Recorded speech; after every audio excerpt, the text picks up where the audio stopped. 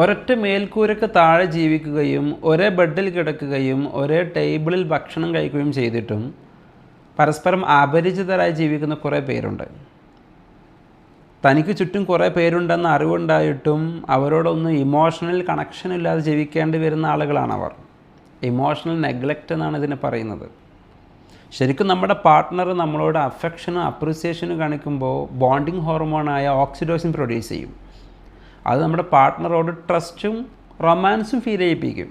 സ്ഥിരമായി അഫെക്ഷനും അപ്രിസിയേഷനും നല്ല പരിഗണനയും നല്ല വാക്കും ലഭിക്കാതിരിക്കുമ്പോൾ ഇമോഷണലി നിർജീവമാകുന്നൊരു സാഹചര്യം വരും.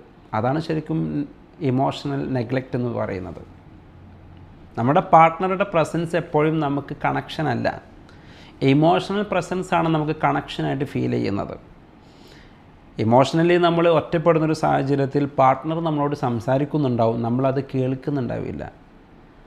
പാർട്ട്ണർ ടയേർഡാവും, ബട്ട് നമ്മളത് നോട്ടീസ് ചെയ്യുന്നുണ്ടാവില്ല. ഇത് ദാമ്പത്യ ജീവിതത്തിൽ വലിയ അപകടമുള്ള കാര്യമാണ്.